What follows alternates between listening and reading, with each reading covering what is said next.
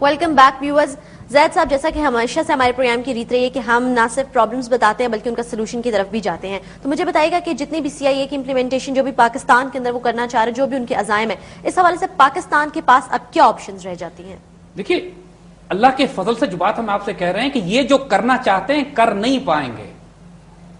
جب ان کا کھیل ایکسپوز کر دیا جائے وقت سے پہلے تو ان کے لیے بھی مصیبت ہو جاتی ہے ان چیزوں کو امپلیمنٹ کرنا. ایک پراپر انالیسس اگر کر دیا جائے, ایک ڈائگنوسس اچھا کر دیا جائے پرابلم کا, پھر سولوشنز نیچرل ہیں, خود بخود ہیں, آسان ہو جاتے ہیں نکالنے. اور ہر پاکستانی کو پتا ہے کہ پھر سولوشنز کیا ہے, ہمیں کیا امپلیمنٹ کرنا. اگر یہ حکومت اپنے طور طریقے نہیں بدلتی ہے, اگر یہ اسی طرح بیڈ گورننس, کرپشن اور امریکن پالیسی کو امپلیمنٹ کرنے کے ایجنڈے پہ کام کرتی رہے گی, پھر ہم یہی سولوشن نظر آتا ہے کہ ملک میں دوبارہ الیکشنز کرائے جائیں. اگر گو کہ ڈیموکریسی اور جمہوریت کو ہم بالکل نہیں پسند کرتے, لیکن اگر اسی سسٹم کے اندر رہتے ہوئے ہم کیوس اور انارکی بھی نہیں پیدا کرنا چاہتے, ایک دوبارہ الیکشنز کرائیے, لیکن شرط ساتھ یہ لگا دیں کہ آئندہ وہ الیکشن میں حصہ لے سکتا ہے جو اپنی ساری دولت ملک کے اندر لے کر آئے.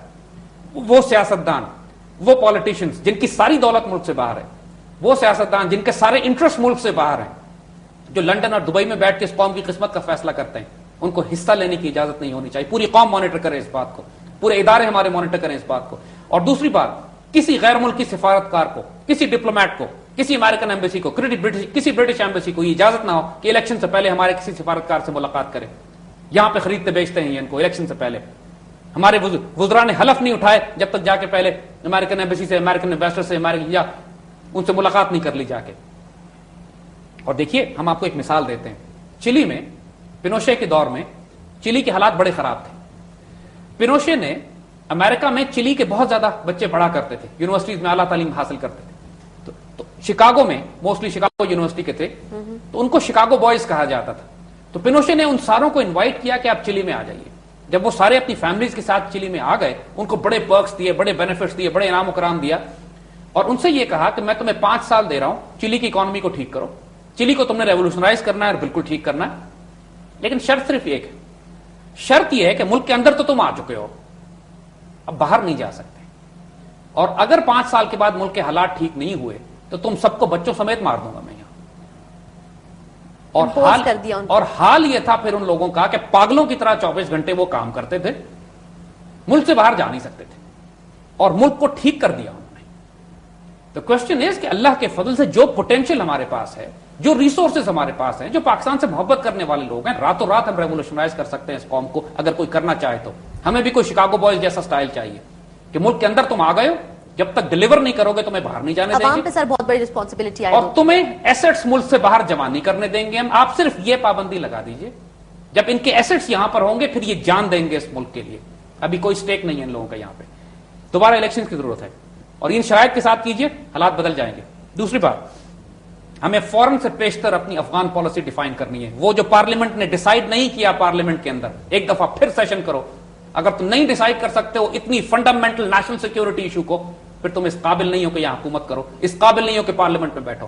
55 وزیر, 60 وزیر اور کروڑوں روپے کا بجٹ حرام ضائع ہو رہا ہے تمہارے اوپر, اگر تم نیشنل سیکیورٹی پالیسی ڈسکس کر کے یہ ڈیبیٹ نہیں کر سکتے ہو کہ پاکستان کو اپنی افغان پالیسی کیا بنانی چاہیے.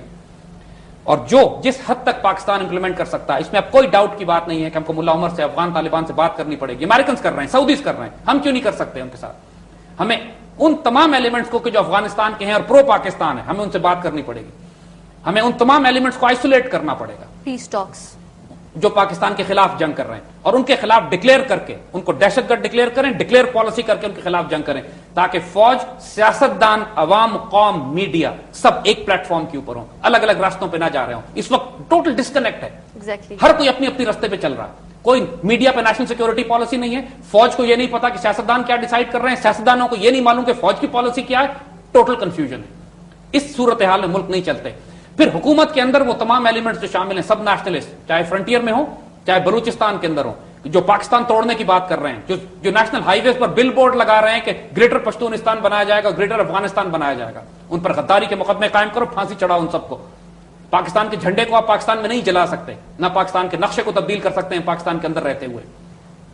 کس طرح جرأت ہوئی ان کو اس بات کی کہ پاکستان کے خلاف اتنے بڑے بڑے بینرز لگائیں, بورڈنگز لگائے کہ پاکستان کا نقشہ تبدیل کر رہے ہیں, اور گریٹر پشتونستان کی بات کریں. ونس اگین سر, کسی میڈیا نے اس چیز کو ہائی لائٹ نہیں کیا. اور ساتھ ساتھ پوری قوم اس بات کو مانیٹر کرے کہ IMF سے ہمیں قطن لون نہیں لینا ہے. یہ تمام حکمرانوں پہ پریشر ڈالا جائے کہ اپنی دولت ملک کے باہر جو تم نے چھپائی ہوئی ہے اس کو لے کر ملک کے اندر آؤ. اور پوری قوم کے اپنے وسائل اتنے ہیں اللہ کے فضل سے کہ ہم اپنے آپ کو اگر ایک دفعہ دیکھیے ان حکمرانوں پہ اعتبار نہیں ہے لوگوں کو, ورنہ پاکستانی اگر چاہیں تو $100 ارب تک پاکستان بھیجا جا سکتا ہے, اتنے وسائل بھیجے جا سکتے ہیں. بلینئر پاکستانی ملک سے باہر بیٹھے, محبت کرنے والے بیٹھے. صرف جب حکمران اپنے پیسے نہیں لانا چاہتا تو دوسرے کس طرح دیں گے اس کو؟ تو یہ دقت ہے. یہاں پر ان پہ پریشر ڈالنے کی ہمیں ضرورت ہے کہ یہ اپنی دولت ملک کے اندر لے کر آئیں, اور ساتھ ساتھ کسی قسم کی پرائیویٹائزیشن اس دور میں نہیں ہونی چاہیے.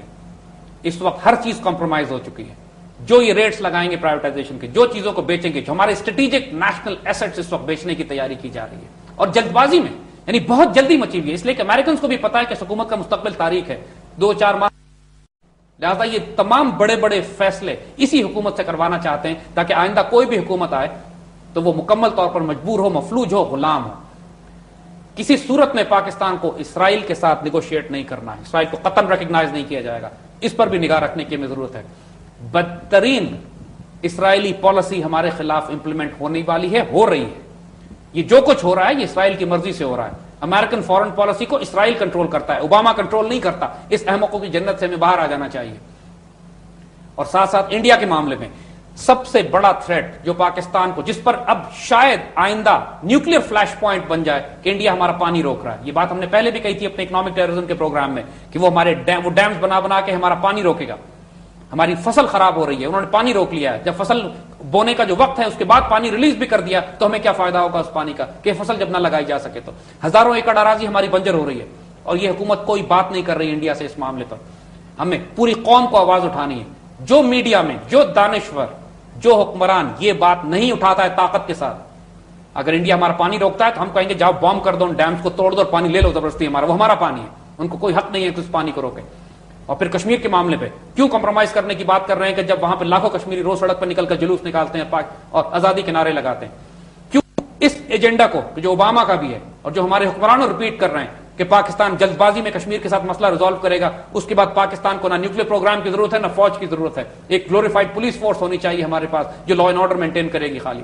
اس سارے کھیل کو سمجھیے گا. اور جب یہ سارے کرائسس ہو چکے ہوں گے تو اس کے بعد یہ نیوکلیر اور میسائل پروگرام کی بات کریں گے. پہلے IMF کی شرائط میں ڈیفنس بجٹ کٹ کیا جائے گا, نیوکلیر اور میسائل پروگرام کی فنڈنگ کٹ کی جائے گی, اس کے بعد اس کو لینے کی بات کی جائے گی جب پاکستان میں اس قدر لا اینڈ آرڈر کا کرائسس اور کیوس کھڑا کر چکے ہوں گے یہ لوگ.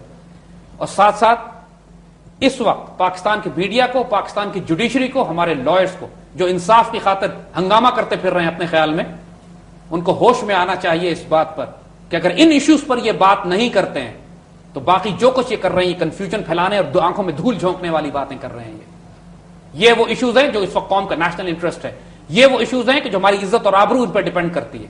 یہ وہ ایشوز ہیں کہ جس پہ ہمارے بچوں کا مستقبل ڈیپینڈ کرتا ہے.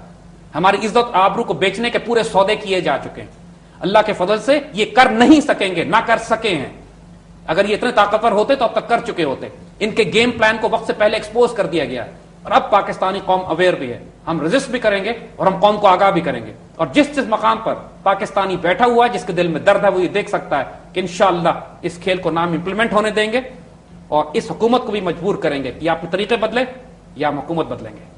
Thank you so very much Zaid صاحب. آج ہم نے زید صاحب کے ساتھ وہ تمام باتیں ڈسکس کی جو ہم نے پچھلے پروگرام میں تھوڑا سا جن کا سٹارٹ لیا تھا CIA کے حوالے سے. آن گراؤنڈ سچویشن بھی ہم نے آپ کو بتائی, امریکہ کی الیکشنز کے حوالے سے بات کی, اور ڈیفینیٹلی امریکہ کی جو نئی پالیسی اسپیشلی پاکستان کے حوالے سے اس پر بھی ہم نے بات کی. مزید پروگراموں میں اپنی ڈسکشن جو ہے ہم اسی طرح کنٹینیو رکھیں گے. Keep watching brass tacks. اللہ حافظ.